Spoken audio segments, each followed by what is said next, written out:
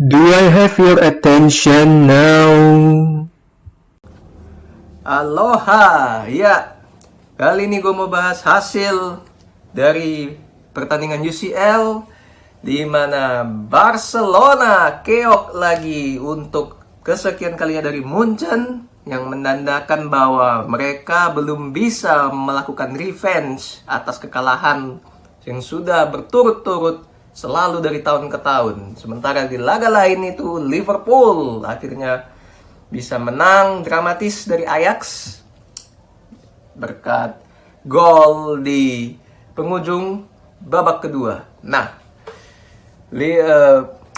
Munchen dan Barca, ya, Munchen menurunkan skuad yang mayoritas sama dengan permainan pada saat melawan Inter, cuman yang membedakan itu ada si Koman tidak main di winger dan sementara sisanya masih sama, dan mereka bermain 4 back di mana Upamecano menjadi starter.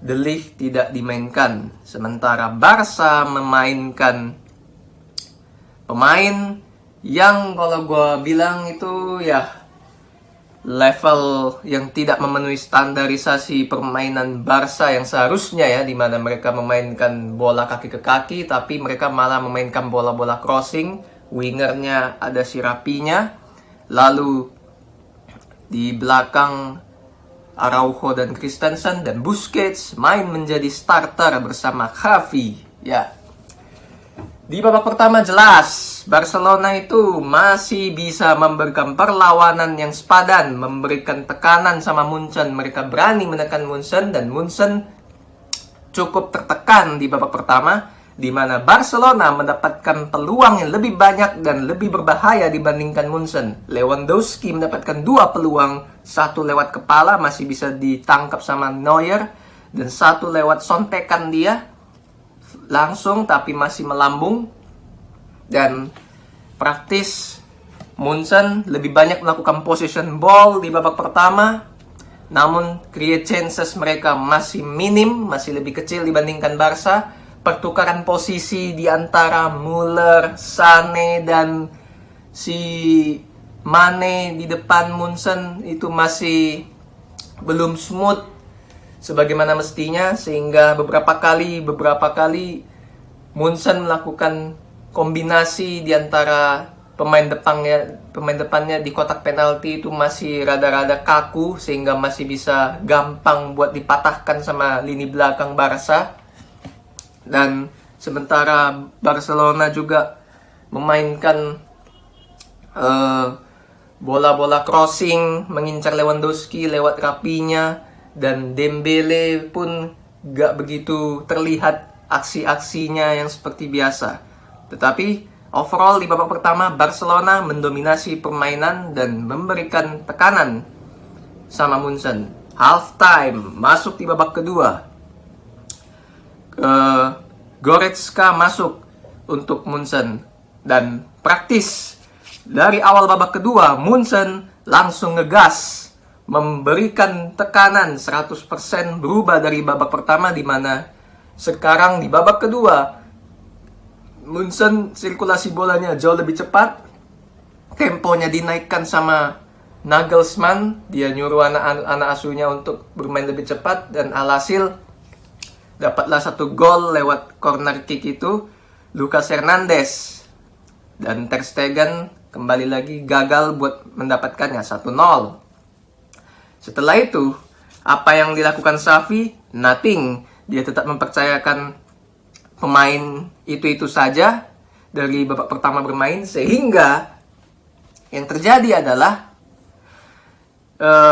ritme permainan dari Barca yang sedari babak pertama itu lumayan bagus, yang bisa memberi tekanan, akhirnya pelan-pelan turun, pelan-pelan drop. Intensitas tekanan, intensitas permainan tidak bisa dipertahankan dengan stabil oleh pemain-pemain starter ini, membuat pemain Munchen bisa mendominasi permainan dan melakukan kombinasi 1-2 sentuhan, 1-2 touch yang lebih smooth lagi di depan, dan akhirnya dapatlah gol kedua lewat si Sane lagi-lagi itu adalah telatnya turun lini tengah dari Barca yang terlalu lelet, terlalu lambat untuk nge-cover lini belakangnya. Benar-benar begitu kosong kalau dari sebelum golnya terjadi replaynya, dimana Araujo juga gak bisa ngikutin gerakannya si Sane dan akhirnya terciptalah gol kedua 2-0. And what's next? Apa yang dilakukan Xavi coba? Dia malah memasukkan Eric Garcia dulu menggantikan Christensen. Ya, padahal dia punya banyak pilihan untuk keluar menyerang, untuk keluar merespon ketertinggalan ini, tapi dia malah menggantikan pemain belakang. Dia tidak memasukkan Ansu Fati dan Kessie lebih cepat. Mereka berdua baru dimasukkan di 10 menit terakhir pertandingan babak kedua. Bayangkan aja. Decision making yang dilakukan Xavi sangat lambat, sangat salah dalam permainan kali ini. Gak lama setelah itu Frenkie de Jong akhirnya masuk di pertengahan. Dan Barca setelah tertinggal 2-0, permainan mereka tidak jauh lebih baik setelah itu. Tidak jauh lebih baik sama sekali. Mereka hanya melakukan crossing. Mereka bahkan hanya dapat 1 peluang emas lewat Pedri yang bermain kombinasi di kotak penalti bersama rekannya, tapi sayangnya finishingnya malah kena tiang luar. Ya, praktis cuma 1 itu peluang emas buat Barca. Sisanya mereka hanya bermainkan bola crossing, hanya sirkulasi bolanya sangat lambat, lini tengahnya nggak bisa come up ke depan buat memberikan supply. Setelah masuk Frenkie de Jong baru bisa ada yang memberikan end passing ke depan. Dan akhirnya sisa 10 menit masuklah penyerang-penyerangnya. Ya, sudah terlambat. It's too late to Xavi memasukkan pemain-pemain berkarakter menyerang dengan waktu yang tersisa sangat sempit.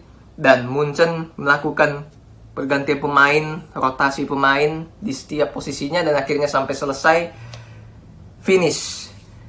Barca dengan Xavi sangat-sangat jauh dari identitas Barca yang dikenal bermain kaki ke kaki, kombinasi play dan sirkulasi bola cepat, create chances yang tajam, dan akhirnya kalah. Ya, layak kalah Barca, honestly, karena memang Munchen bermain